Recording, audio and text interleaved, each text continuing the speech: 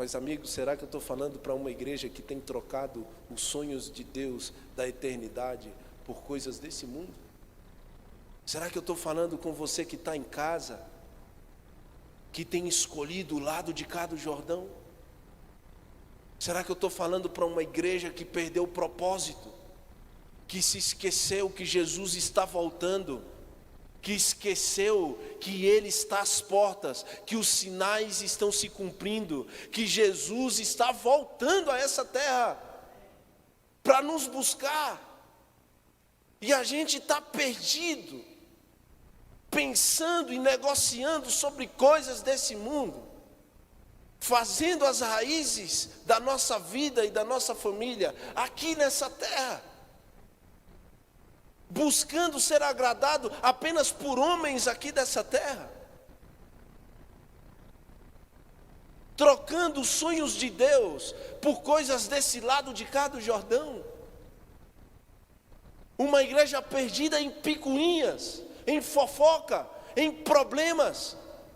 Uma igreja que perdeu o propósito de igreja, porque o propósito da igreja é, amigo, ide e pregai o evangelho a todo mundo, em todo mundo. Já não falamos mais da volta de Jesus, já não pregamos mais. Quantos são aqueles que têm buscado ganhar uma alma para Jesus? No final de uma semana de colheita, mesmo fora dos tempos de pandemia, não nos dias de hoje, porque nós sabemos das dificuldades que temos para seguir com o evangelho nos dias de hoje, de maneira presencial.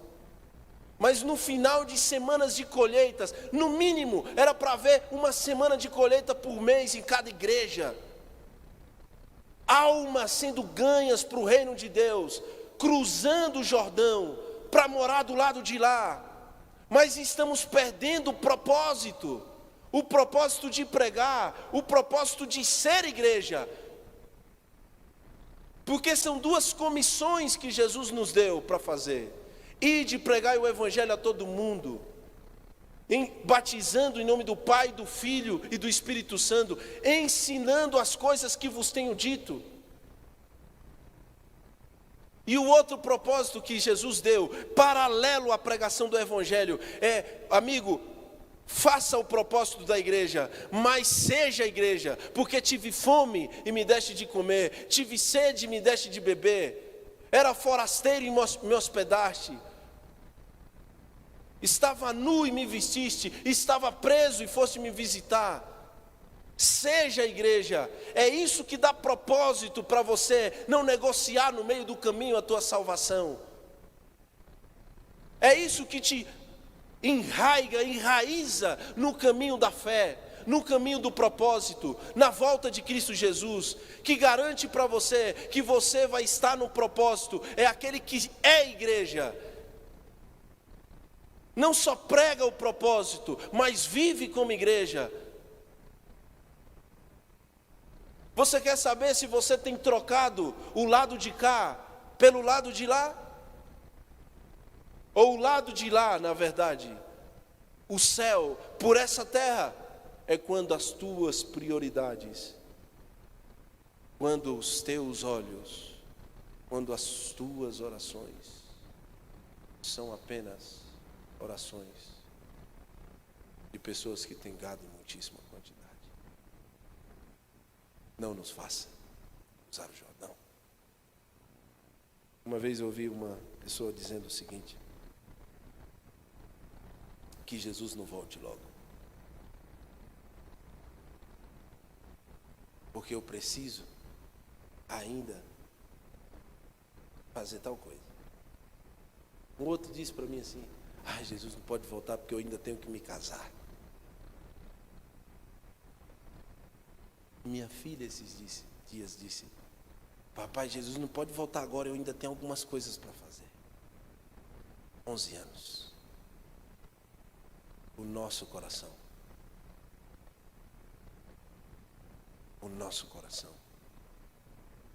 tem tendência para voltar e ficar no Egito, desde pequeno até o mais velho. Por isso que agora Moisés diz o seguinte aqui, presta atenção. Versículo 6, Moisés dá a resposta para o pedido do povo. Vocês não querem cruzar o Jordão?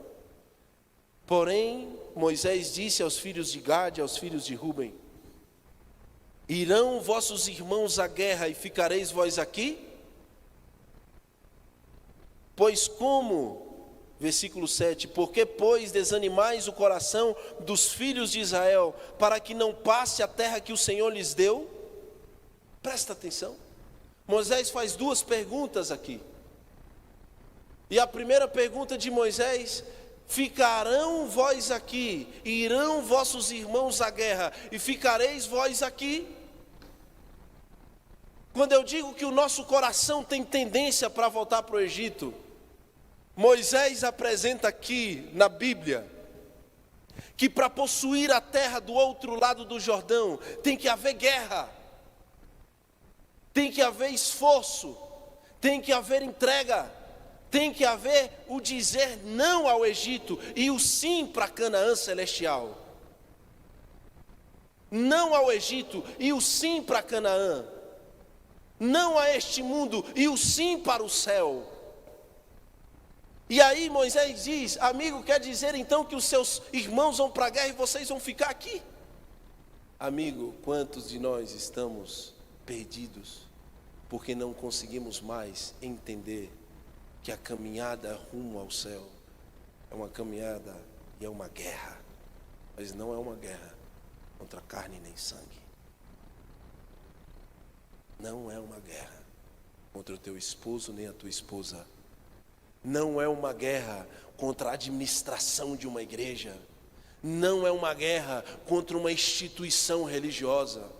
Não é uma guerra contra o pastor de uma igreja. Não é uma guerra contra o membro da sua igreja, o teu próximo, o teu amigo, o teu chefe no trabalho, o teu filho. Não é uma guerra contra o teu inimigo, ao contrário, ame-o, diz a Bíblia. Não é uma guerra contra o governo, não é uma militância social barata, ínfima, que não tem peso nenhum e não muda a vida de ninguém, não transforma o coração de ninguém. Não é uma guerra contra sangue, nem contra carne, mas é contra os principados e potestades, contra os poderes dominadores desse mundo sombrio. É contra o inimigo de Deus. E essa guerra para possuir o outro lado não se ganha com dinheiro. Você não pode, mesmo que você tenha gado em muitíssima quantidade, mesmo que você já tenha a sua casa, mesmo que você já tenha o seu trabalho, mesmo que você já tenha as suas posições, os seus títulos, amigo, nada disso pode comprar o outro lado. Você não pode comprar o céu. Ao contrário, só mora no céu quem não pode pagar por ele.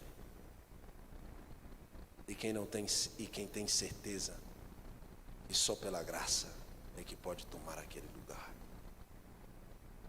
E eu não estou falando aqui contra você avançar, querer comprar uma boa casa, querer ter um bom carro, querer ter um bom curso na faculdade, se formar em alguma coisa. Não. Os títulos são bons para nós aqui na terra, mas eles não têm e não podem ser os motivos para a gente escolher o lado de cá.